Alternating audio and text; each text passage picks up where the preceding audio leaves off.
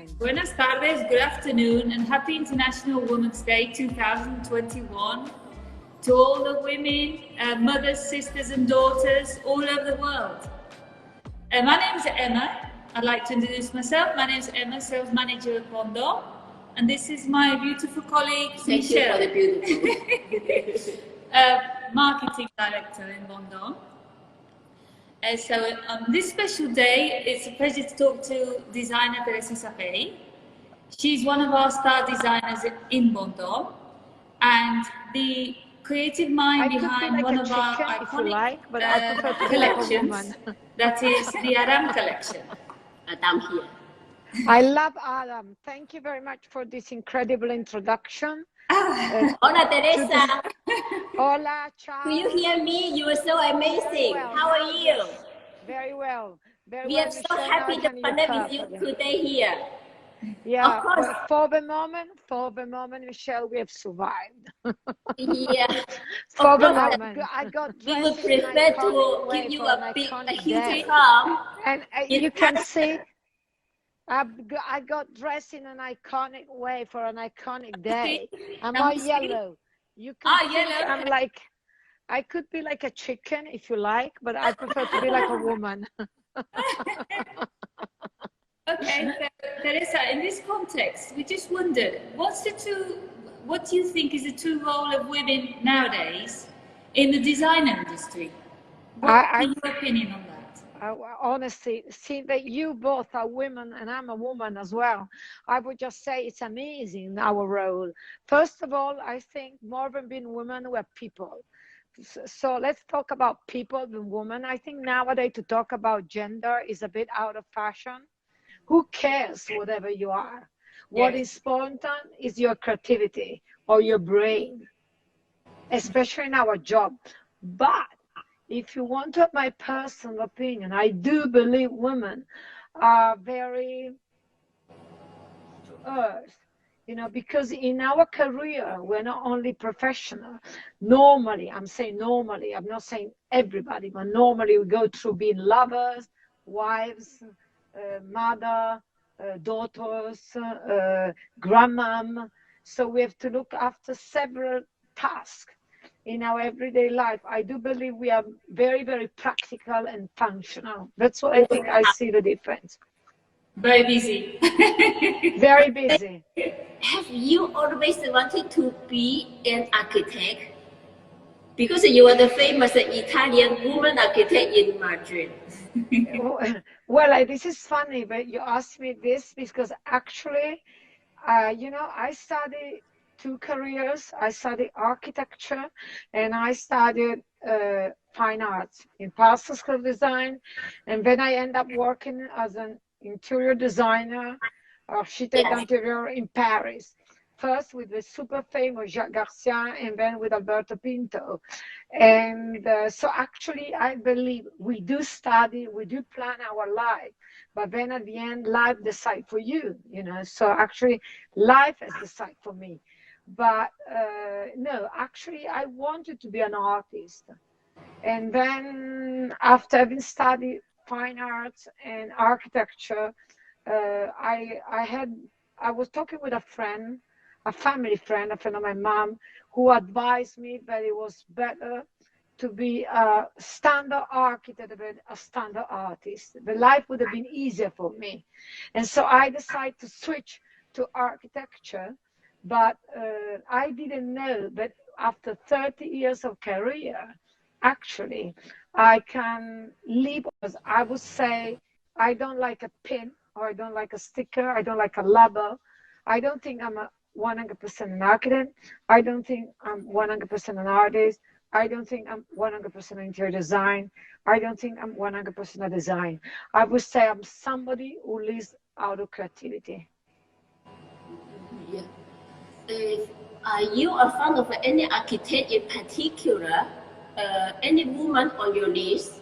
Of course, you are on my list. I love your packing for Puerto America. I went there hotel for you. It's so nice.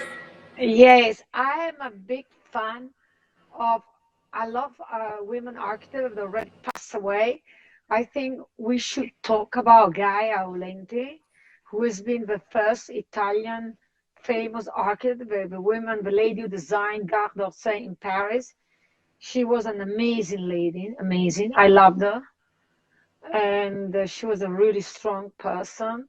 And she really has been fighting for women in the architecture field when nobody was fighting. But then, of course, I mean, we have to talk about Zaha Hadid, who just passed recently away. And I had the opportunity to meet her personally and to collaborate with her in the Hotel Puerto de America. And I just loved her. I was completely fascinated by her. I think she was an incredible person. Again, I would talk about person more than woman. She did seem to be, yes, what a shame. Yes, also we have we now we are collaborating with her studio now and develop some new idea. Yes. With the we do collaborate with Hadid in London quite a lot, yes, and an incredible team. Yeah, she was really amazing. She was a very, I would even say a bit shy. And she was listening more with speaking or talking, and she would have talked to me after a while because we're nearly the only women in the project, you know. So normally when we were going out together for dinner, we were all the men and just Zai and I. And so yes. Every time she was sitting at the table saying she didn't want to eat. And she was saying, no, don't pass me the food. And then after a while, she would say, well, let me try a shrimp. But let me try a second one, another one. Yes. And she was ending up very quietly, and she was saying, oh, I love Spanish seafood. Yeah. It was fun. It was a really, really incredible lady. So, Teresa, at any stage of your career, have you ever felt that women and men are not equals? Not really, because I think it makes no sense for me to be equal because we are not genetically equal. So I prefer to be different. And in one way, if we talk about football, we always play in advantage because you can always play with other poison or weapon, but a man doesn't have. Like, you could be very charming, you could be a bit, you know, a geisha, you could be smiling, you could pretend you have not understood. I mean, I think it's in the role of women in this life. We can change so many clothes that it's not only the professional one, and that sometimes it's getting advantage for you for something that you're out of place and you don't know how to move. And from a woman's perspective, how do you think your profession has evolved over the years? Has motherhood affected you in some way? I would say honestly that like my career has been changing a lot because honestly, I don't know you girls, but I've been changing a lot. My personality has been changing a lot. I'm not the same person that I was 30 years ago. I'm much more sure of myself, and I am more relaxed. I know how to swim around faster. Teresa, I don't think you ever relax. You're nervous. We love you, Instagram. And I know how to laugh about myself more and to be less serious. And I know if it's not one project, would be another one. I don't know. And at the same time, you know, before I was more insecure about decision, like, oh my God, if I take the wrong decision, I might lose a project, I might lose a client. But then I was not Teresa Sapey 100%. Well, now, with 30 years experience, I say, this is me. Either you like it or change. Or not. Yeah. Or not. Forget it. And like, you know, we're doing incredible projects. We are designing a lot of hotels or private residence now where we really use the color as material or light as material or shapes as material. And we're having a lot of fun and we can be much more ourselves. You know, like, this is us. This is our stand. This is what we want to communicate. This is our word. And it's true, but sometimes maybe if you don't know well our career, I don't know if the people are listening to follow me on Instagram or they know our project. Maybe sometime it could have a joyful, playful, childish look, you know. But behind this fun, there is a lot of research. We Yeah. do investigate, we do look after. There is a lot of work of mental and research work, but you don't see on the first step. Yeah, But also like your hotel, for example, in anyhow Marseille and also Pau, Barcelona, they are fantastic exactly. I projects. see you know it, Michelle. Yeah, of course. We're fans, we're And fans. Teresa, as you know, you are one of the first designer of VONDOM. We started together, our relationship together from 2009. It's the very beginning of VONDOM. I That love moment, VONDOM was Bondon only a baby. So completely. what will you highlight about VONDOM as a brand? I think Bondon has always been a very life fun, full of lifestyle, trendy, but also accessible brand. What I like about Bondon that is a democratic design.